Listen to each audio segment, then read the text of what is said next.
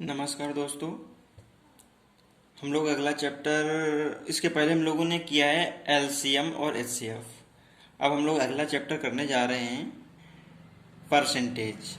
ठीक है, तो अभी परसेंटेज के कुछ बेसिक सवाल हैं, छोटे छोटे पॉइंट्स हैं जिनको हम समझाने जा रहे हैं। जैसे कि कह रहा है कि 70% को भिन्न में बदलो। ठीक है, तो 70% है, इसको भिन्न में बदलना है। तो जो परसेंटेज होता है, हम जानते हैं कि जो परसेंटेज होता है, तो वो परसेंटेज का मतलब होता है कोई चीज 100 में कितनी है। ठीक है, और उसको हम परसेंट का ये सिंबल होता है इस तरीके से, तो ये परसेंट का सिंबल लगाते हैं। और इसको हम भिन्न में भी रखते हैं, कोई भी नंबर है तो उसको भिन्न में भी रखते हैं, और हम दशमलव में भी रखते हैं। तो जैसे कह रहा है कि 70% है, इसको भिन्न में बदलना है। तो भिन्न में बदलने के क्या करेंगे, 70 और ये प्रतिशत का चिन्ह हटा देंगे और नीचे क्या है 100 कर देंगे, तो हो गया भिन्न में। भिन्न भिन्न का मतलब क्या होता है, अंश बटे हर। ठीक, अब क्या करेंगे कि ऊपर एक जीरो और नीचे का एक जीरो कैंसिल हो जाएगा, तो क्या आ जाएगा ये 7/10। ठीक है, तो ये भिन्न में इस तरीके से बदल देंगे। अब अगर इसी को कहता मान लो कि दशमलव में बदलो, तो क्या है नीचे का ये भी जीरो कैंसिल कर देंगे और इसको 0.7 लिख देंगे, ये दशमलव में से कन्वर्ट हो जाएगा। जैसे अगर 12.5% दिया है, 12.5% को भिन्न में बदलना है, तो 12.5, ठीक है, ये दिया है 12.5, 12 सही 1/2 परसेंट। परसेंट को हटाएंगे तो क्या करेंगे, नीचे 100 रख देंगे। अब 12.5 को हम सॉल्व करेंगे तो कितना जाएगा, 12 दूनी 24 और एक 25, 25/2, ये हो जाएगा तुम्हारा 25/2 और डिवाइड बाई ये 100। ठीक, ऐसे करके अब 100 के नीचे हम 1 कर लेते हैं और इसको पहली का चौथी से गुणा और दूसरे का तीसरे से ऐसे कराएंगे, तो क्या आ जाएगा ये 25 डिवाइड बाई, ठीक है, 25 गुणते 1 हो जाएगा, 25 से कम 25, और 2 का 100 में कराएंगे तो ये 2 गुणते 100 हो जाएगा। ठीक, तो ये 25 चौको 100, तो ऊपर तो कुछ नहीं बचा 1, और नीचे क्या बचा तुम्हारा 4 दूनी 8 हो जाएगा, तो 1/8 आ जाएगा। यानी कि अगर 12.5% है, इसको भिन्न में बदलना है तो 1/8 हो जाएगा, यही हमारा आंसर हो जाएगा। अब कह रहा है कि 1/8 को प्रतिशत के रूप में बदलो। तो देखो अभी हमने 12.5% को भिन्न में बदला है, अब कह रहे हैं कि तो 1/8 आया है। अब कह रहे हैं कि 1/8 यानी कि तुम्हें भिन्न दिया है, कह रहे हैं इसको परसेंटेज में बदलना है, तो बदल देते हैं। तो 1/8, ठीक, को प्रतिशत के रूप में बदलें। तो जब इसको प्रतिशत में तुम बदलोगे तो क्या हो जाएगा, तो 1/8 और परसेंटेज का मतलब होता है 100 से गुणा। जब प्रतिशत में बदलते हैं तो भिन्न में 100 से गुणा करा देते हैं, तो भिन्न 1/8 है और प्रतिशत में बदलेंगे तो इसमें से हम 100 से मल्टीप्लाई कर देंगे, तो कितना आ जाएगा, ये 4 से काटेंगे तो ये हो जाएगा 25 और 4 दूनी 8, 25/2। ठीक, ये आ जाएगा 25 डिवाइड बाई 2। ठीक है, 25/2, 25/2 का मतलब 12.5 होता है। ठीक, 12 सही 1/2। ठीक, तो इतना ये परसेंटेज आ जाएगा। अगर परसेंटेज में चेंज करेंगे तो इस तरीके से कन्वर्ट हो जाएगा। अगला कह रहा है कि 3/4 को प्रतिशत में बदलो। तो 3/4 है, इसको भी प्रतिशत में बदलना परसेंटेज में, तो 3/4, और जब भी हम प्रतिशत में बदलते हैं तो उसमें से 100 से ऐसे करके मल्टीप्लाई कर देते हैं। तो ये 4 से ये 100 कट जाएगा, कितना जाएगा, ये आ जाएगा 25, और 25 का 3 से मल्टीप्लाई करा देंगे, इनका आपस में मल्टीप्लाई करा देंगे इनका 25 और 3 का, तो 25 या 75, कितना जाएगा 75% हो जाएगा। ठीक है, 75% आ जाएगा। तो ये परसेंटेज की कॉन्सेप्ट है।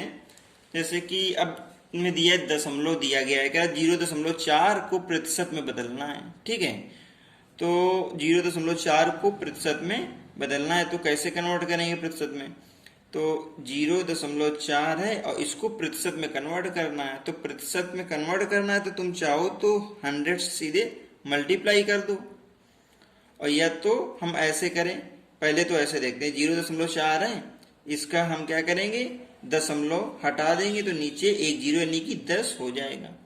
तो ये कितना जाएगा, 4/10 10 कितना है 4/10 और प्रतिशत में इसको परसेंटेज में कन्वर्ट करना है, ये भिन्न में बदल गया 4/10। अब अगर इसे हम परसेंटेज में कन्वर्ट करेंगे तो क्या करेंगे 10 से 100 से मल्टीप्लाई कराते हैं तो एक जीरो से ये जीरो कैंसिल हो जाएगा तो कितना आ जाएगा 40। 4 और 10 का मल्टीप्लाई कर देंगे तो ये हो जाएगा 40% हो जाएगा। समझ गए 40% आ जाएगा। या तुम इसको ऐसे डायरेक्ट कर सकते थे ना 0.4 है और इसको परसेंटेज में कन्वर्ट करना है तो डायरेक्ट तुम 100 से मल्टीप्लाई कर दो तो ये क्या आ जाएगा तो भी ये कितना आ जाएगा 40 आ जाएगा 40.0 ठीक इतने परसेंट यानी कि 40% हो जाएगा। आई बात समझ में। जैसे कि दिया है 1.25 को प्रतिशत में बदल लो तो 1.25 और इसको परसेंटेज में कन्वर्ट करना है तो 100 से ही हम मल्टीप्लाई कराएंगे तो कितना आ जाएगा ये 125.00 यानी कि 125% ऐसे हो जाएगा 125%। अगला सवाल क्या कह रहा है कि जैसे 20 140 का कितना प्रतिशत है।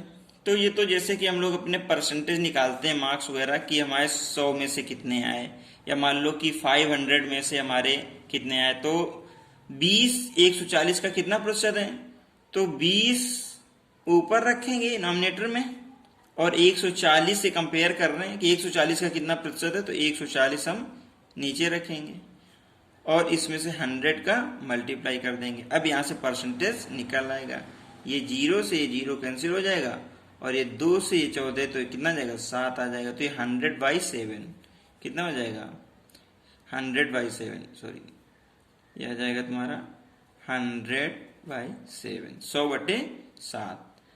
अब इसको जो है भाग कर देते हैं हम सीधे फ्रैक्शन में चाहे तो ऐसे कन्वर्ट कर लें 100/7 तो हो जाएगा ये क्या 7 कम 7 और 3 10 30 7 चौको 28 29 30 2 बचा तो 2/7 कर देंगे यानी कि 14 सही 2/7 ठीक है इतने परसेंटेज आ जाएगा ये। जैसे कह रहा है कि 1/3 2/9 का कितना प्रतिशत है तो 1/3 2/9 का कितना प्रतिशत है ना तो 1/3 को हम ऐसे ऊपर रखेंगे और 2/9 से कंपेयर कर रहे 2/9 के सापेक्ष में तो ये 2/9 ऐसे नीचे रख दिया हमने और कितना परसेंटेज इसमें से 100 का मल्टीप्लाई करा दिया ठीक। अब क्या करेंगे इसको सॉल्व कर लेंगे पहली का चौथी से गुणा और ये दूसरे का तीसरे से गुणा तो ये कितना हो जाएगा पहले का चौथे से कराएंगे तो ऊपर तो आ जाएगा 9 और नीचे आ जाएगा 3 दूनी 6 यानी कि 3 × 2 आ जाएगा और इंटू ये 100 हो जाएगा तो ये तो 3 3 का 9 3 आ जाएगा और ये 2 से 100 कट जाएगा तो यहाँ पे 50 आ जाएगा। अब ये 3 और ये 50 इनका मल्टीप्लाई कर देंगे तो 50 और 3 कितना आ जाएगा 150 कितना आ जाएगा ये 150% हो जाएगा ठीक। तो 1/3 2/9 का 150% होगा ठीक है। हम इसके बाद अगला सवाल देखते हैं। कह रहा है कि गेहूं का मूल्य चावल के मूल्य का 1/3 है और चावल का मूल्य बाजरे के मूल्य का 5/4 है। बाजरे का मूल्य गेहूं के मूल्य का कितना प्रतिशत होगा। तो हम मान लेते हैं इनके मूल्य को मान लेते हैं। जैसे गेहूं का जो मूल्य है उसको माना गेहूं का मूल्य हम ए ले लें ठीक है। गेहूं का मूल्य हमने क्या मान लिया ए और इसके बाद क्या चावल का मूल्य तो चावल का मान लेते हैं चावल का मूल्य को हम बी मान लेते हैं और इसके बाद बाजरा दिया है तो बाजरा का मूल्य मान लेते हैं बाजरा का मूल्य ठीक है। बाजरे का मूल्य क्या हो जाएगा सी मान लेते हैं ठीक है। अब जैसा प्रश्न कह रहा है वैसा हम करेंगे। कह रहा है कि गेहूं का मूल्य ए चावल के मूल्य जो है चावल के मूल्य बी ठीक है का 1/3 है ठीक का 1/3 कर दिया तो ए बराबर बी × 1/3 हो जाएगा। इसके बाद क्या कह रहा है कि चावल का मूल्य क्या है, बी है। चावल का मूल्य क्या है, बी है। अगर बाजरे के मूल्य का 5/4 है तो बाजरे का मूल्य क्या है, सी, और इसका हम 5/4 निकाल देते हैं। ठीक, तो बी बराबर सी इंटू 5/4। ठीक है। कह रहा कि बाजरे का मूल्य गेहूं के मूल्य का कितना प्रतिशत है। बाजरे का मूल्य यानी कि सी, बाजरे का मूल्य सी, कह रहा गेहूं के मूल्य का कितना प्रतिशत है, यानी गेहूं का मूल्य ए। ठीक है, बाजरे का मूल्य, बाजरे यहां पे देखते हैं, बाजरे का मूल्य गेहूं के मूल्य का कितना प्रतिशत है। तो हम क्या करेंगे, बाजरे का मूल्य सी और गेहूं का मूल्य ए, तो C/A इंटू 100। ठीक है, इसको सॉल्व कर लेंगे। तो अब हमें करना ये है कि यहाँ पे C की वैल्यू और यहाँ पे A की वैल्यू, ये दोनों एक ही पद में हो, या तो ये C में ही हो या तो फिर ये B के पदों में हो दोनों की वैल्यू, या तो A के पदों में हो, जिससे कि दोनों एक क्या है, कैंसिल हो जाएगा और परसेंटेज क्लियर निकल आएगा। तो हम क्या करते हैं कि C की जो वैल्यू है ना उसको B के पदों में रख देते हैं और A की वैल्यू भी B के पदों में रख देते हैं। ठीक, देखो A की वैल्यू तो मालूम है हमें, A की वैल्यू B/3 है। A बराबर कितना है, B/3। ठीक, कोई बात नहीं, यहां से रख देंगे। और C को यहां से हम निकाल लेते हैं, तो C तो निकल आएगा आराम से, इसका क्रॉस मल्टीप्लाई करा देंगे तो ये क्या जाएगा, 4B बराबर 5C। तो C निकालना है तो 5 को हम क्या करेंगे, इसके नीचे भेज देंगे, यानी कि 4B/5 बराबर C। ठीक, तो C की वैल्यू हमारी निकल आई यहां से कितनी, 4B/5। अब C और A की वैल्यू हम यहाँ पे रख करके ये परसेंटेज सॉल्व कर लेंगे। तो C की वैल्यू 4B/5 रख दें हम यहाँ पे, 4B/5 डिवाइड बाई A की वैल्यू B/3 है, B/3। ठीक, और यहाँ पे इनटू ऐसे क्या हो जाएगा, 100। समझ गए।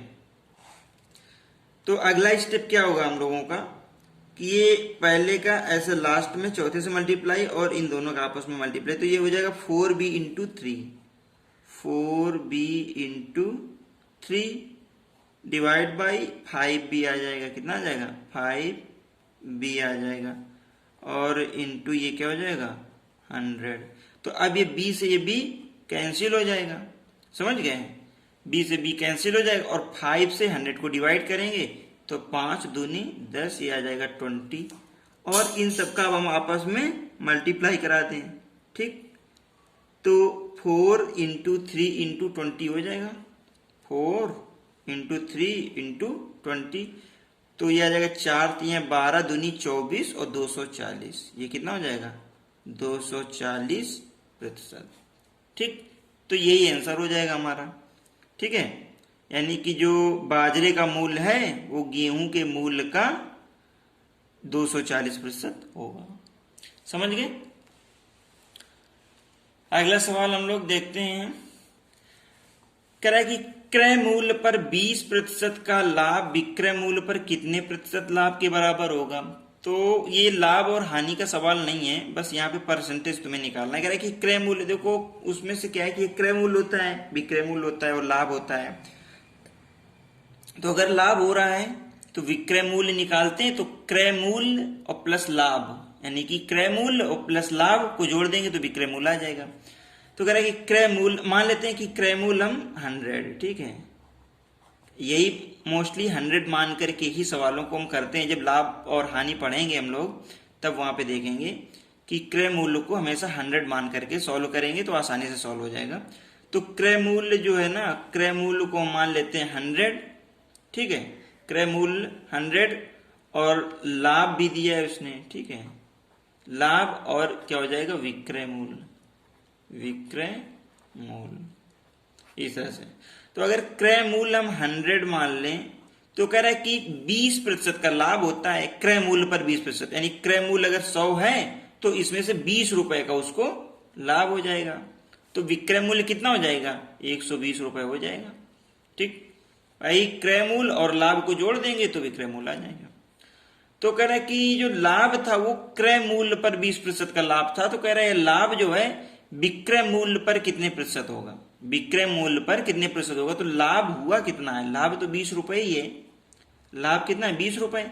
अब हमें क्रय मूल्य से कंपेयर नहीं कर रहे हैं, तो जो यहाँ पे रखेंगे कंपेयर कर रहे हैं विक्रय मूल्य से, तो नीचे क्या रखेंगे, विक्रय मूल्य 120 रख देंगे।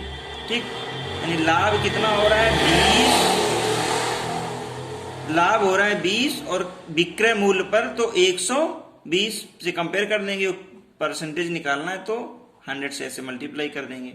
तो ये 0 से 0 कैंसिल हो जाएगा और ये 2 से 12 कैंसिल हो जाएगा, तो तुम्हारा आ जाएगा 6, और 6 से हम क्या करें 100 को डिवाइड कर दें, तो कितना आएगा ये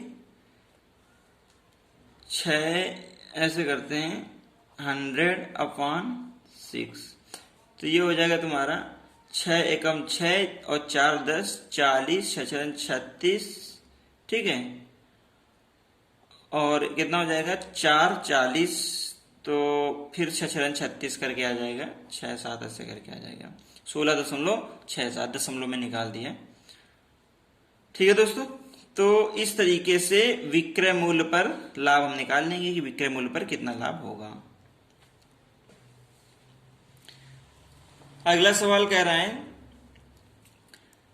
कि विक्रय मूल्य पर 20% का लाभ क्रय मूल्य पर कितने प्रतिशत लाभ के बराबर होगा। उल्टा दे दिया, वहां पे क्रय मूल्य पर दिया था और विक्रय मूल्य पर निकालना था, और यहाँ पे विक्रय मूल्य पर दिया है और हमें क्रय मूल्य पर निकालना है। तो देख लेते हैं, फिर से ऐसे लिखेंगे हम लोग, क्या क्रय मूल्य, ठीक, और लाभ, ठीक, और विक्रय मूल्य, ऐसे लिख लिया विक्रय मूल्य। तो अब वो कह रहा है कि विक्रय मूल्य पर 20% का लाभ, तो हम विक्रय मूल्य को हम 100 मान लें, विक्रय मूल्य पर विक्रय मूल्य मान लो हमने 100 मान लिया, तो विक्रय मूल्य पर 20% का लाभ हो रहा है ना, तो लाभ कितना है 20, यानी कि विक्रय मूल्य 100 है और इसमें से 20 रुपए लाभ है, तो क्रय मूल्य कितना रहा होगा, तो 100 में से 20 घटा देंगे तो क्रय मूल्य आ जाएगा, तो 100 में से 20 गया तो 80 बचेगा, ये आ जाएगा 80। ठीक, तो अब कह रहा है कि क्रय मूल्य पर कितना लाभ होगा, तो निकाल लेते हैं। तो लाभ है कितना, लाभ है 20 और क्रय मूल्य पर, तो क्रय मूल्य कितना है 80 और इसमें से 100 से मल्टीप्लाई कर देंगे, तो ये 20 चौको 80 हो जाएगा। ठीक,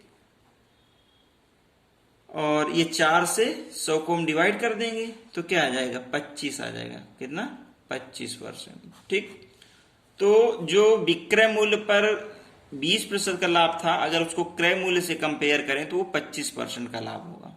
ठीक है, तो यही हमारा आंसर हो जाएगा। और इस तरह से ये लाभ और हानि तो चैप्टर है नहीं, ये है परसेंटेज, तो परसेंटेज से संबंधित सवाल इस चैप्टर में पढ़ेंगे। तो ये एक जनरल इंट्रोडक्शन था, इसके आगे के सवाल हम लोग अगले वीडियो में करते हैं।